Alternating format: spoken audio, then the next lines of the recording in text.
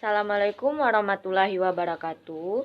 Perkenalkan, saya Suci Nofta Lorenza dengan NIM 19233093, Prodi Manajemen Pajak, Fakultas Ekonomi Universitas Negeri Padang.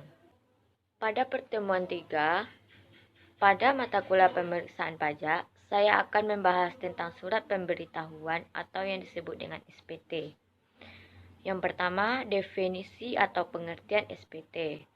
SPT adalah surat yang digunakan sebagai pelaporan pajak oleh wajib pajak. SPT ini digunakan untuk melaporkan setiap perhitungan dan pembayaran pajak yang telah dilaksanakan oleh wajib pajak yang bersangkutan, baik itu orang pribadi ataupun badan. Yang kedua, arti penting SPT. Sebagai bagian akhir dari proses pengendalian perpajakan, pemeriksaan pajak penting untuk dilakukan dan meliputi tujuan untuk menguji kepatuhan pemenuhan kewajiban perpajakan, meliputi SPT lebih bayar, termasuk telah diberikan pengembalian pendahuluan pajak. Kenapa kita harus melaporkan pajak kita? Sebagaimana ditentukan dalam Undang-Undang Perpajakan, surat pemberitahuan SPT mempunyai fungsi sebagai suatu sarana bagi wajib pajak di dalam melaporkannya dan mempertanggungjawabkannya perhitungan jumlah pajak yang sebenarnya terhutang. Yang ketiga, fungsi SPT. Fungsi SPT ada 4. Yang pertama, bagi wajib pajak. Yang kedua, bagi pengusaha kena pajak. Yang ketiga, bagi pemotong atau pemungut. Dan yang keempat atau yang terakhir, bagi petugas pajak. Yang pertama, bagi wajib pajak. Berfungsi sebagai suatu sarana untuk melapor pertanggungjawaban atas perhitungan jumlah pajak. Kedua, bagi pengusaha kena pajak. Memiliki fungsi sebagai suatu sarana untuk melaporkan atau mempertanggungjawabkan kewajiban pajaknya.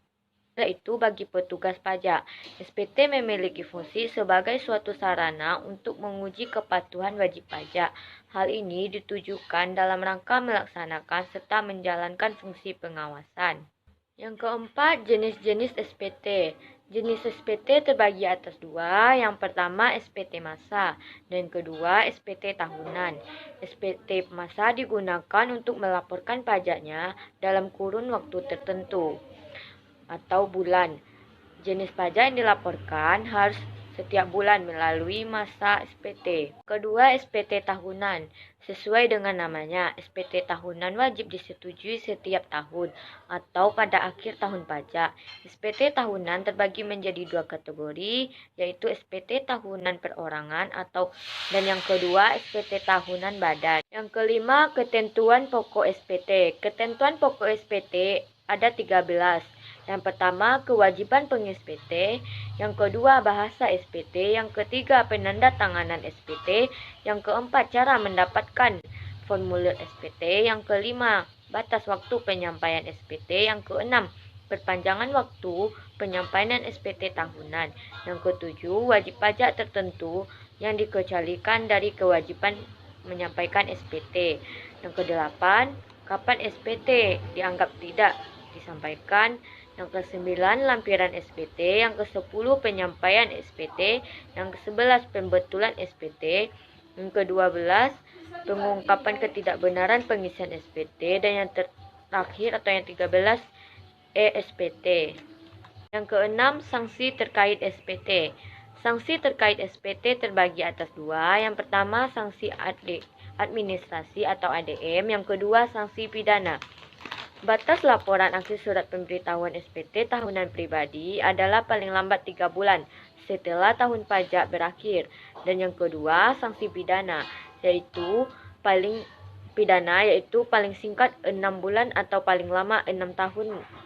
Sedangkan denda paling sedikit 2 kali jumlah pajak terhutang yang tidak akan dikurangkan dibayarkan paling banyak 4 kali jumlah pajak terhutang yang tidak akan kurang bayar.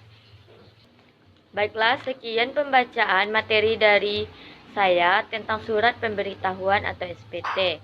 Saya akhiri. Assalamualaikum warahmatullahi wabarakatuh.